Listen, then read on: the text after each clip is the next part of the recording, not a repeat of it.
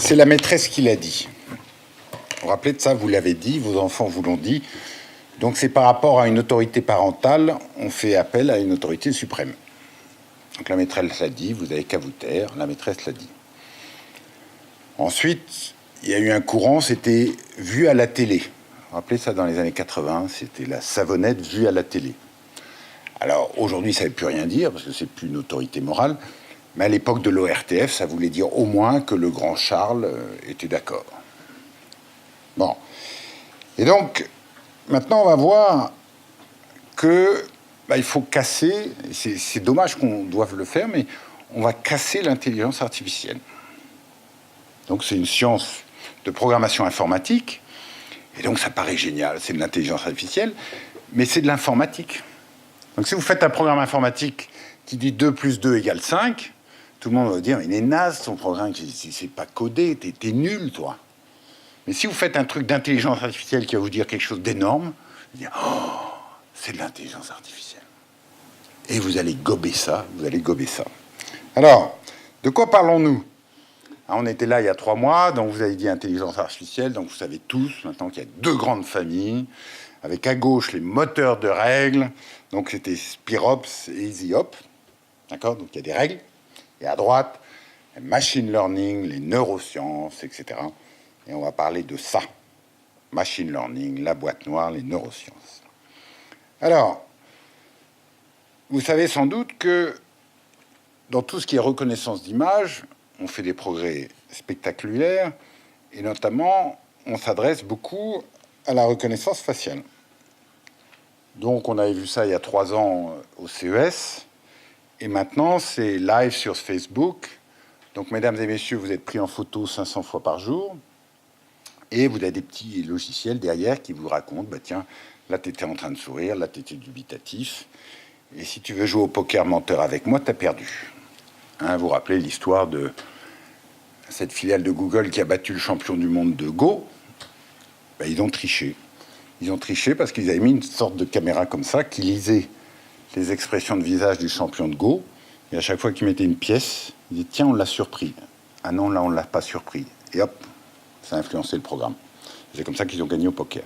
Donc, ça devient hyper performant. Et donc, on est alerté par Madame Crawford, qui est cette alliance AI Now. C'est une dirigeante de Microsoft aussi. Et elle nous dit, je vous rappelle, mesdames et messieurs, que tout machine learning qu'il y a, votre machine learning, elle dépend à 100% de comment tu traînes la machine, comment tu la formes, et sur les datas que tu lui donnes. Donc soit tu la formes bien et elle va dire 2 plus 2 égale 4, soit tu la formes n'importe comment, elle va dire 2 plus 2 égale 10 000. Oh, maman, j'ai 10 000. Non, tu as 2 plus 2. Et donc, pour nous montrer la gravité de la chose, elle ne prend pas une émission de télé, elle prend un journal scientifique chinois. Voilà, donc vous avez le professeur Jiang Wu et le professeur Xing Wang, donc ça date de 2016, qui ont voulu faire une approche scientifique, et vraiment scientifique, en disant, on va voir sans introduire aucun biais humain, si on peut distinguer la face d'un criminel de la face d'un gentil chinois. Parce que ça pourra être utile, on ne sait jamais, si jamais vous voulez mettre tous les criminels en prison avant qu'ils commettent des crimes, c'est pratique, d'accord ? Et éventuellement, on peut vendre ça aussi à Trump pour déporter tous les immigrés. Donc voilà, il y avait une intention très louable. Et vraiment, et à la fin, ils disent, voilà, on a donné de façon complètement anonyme des photos de criminels, on a pris le fichier de la justice et des photos de Chinois moyens, et résultat des courses, à 92%, waouh, on vous trie, criminel, pas criminel, criminel, pas criminel, criminel, pas criminel. Donc elle dit, voilà, ils ont fait 2 erreurs. Ils ont fait les 2 erreurs. Premièrement, ils ont pris de la fausse science. Vous vous rappelez, Hitler, c'est pas si lointain, les races supérieures, etc. Donc, ouais, il y a des tronches de criminels, on le sait tous, c'est une vraie science. Donc, ils ont pris de la fausse science. Donc, ça, à la limite, on peut leur pardonner. Et ensuite, ils ont mis des fausses datas. Ils ont mis des fausses datas, non pas dans le fait que les photos de criminels, ce n'étaient pas des criminels, mais c'est dans la proportion des datas qu'ils ont donné, parce qu'ils ont donné 50-50. Voilà 5000 photos de criminels, voilà 5000 photos de Chinois normaux. Et la machine, elle a tourné. Mais dans la vraie vie, la proportion, c'est 5%, 95%. Donc, s'ils étaient même partis avec de la fausse science, mais des vraies datas, l'ordinateur aurait eu du mal. Et là, ils ont fait fausse science, fausse data, donc journal scientifique. Ça y est, c'est écrit. Alors, c'est même pas l'ORTF, hein, c'est le journal scientifique chinois. Waouh! Donc, c'était assez fort. Donc, demain, quand on vous dira j'ai un programme d'intelligence artificielle et voilà le résultat, vous devez vous poser la question quelle est la science derrière et quelles étaient les datas qui ont été fournies à ce modèle. Et là, vous la reconnaissez? Donc, c'est la patronne d'IBM. Donc, dans un talk, une demi-heure après, et elle parlait avec le patron de Johnson & Johnson. Et elle disait, nous, absolument.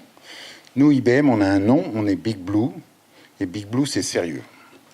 Donc, on prend la meilleure science, on va voir les meilleurs professeurs, d'accord, qui sont reconnus de leur père, qui ont fait de la cancéro, etc.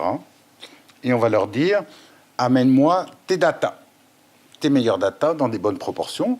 Et là, on a des très bons résultats sur la détection des cancers en oncologie, etc., etc.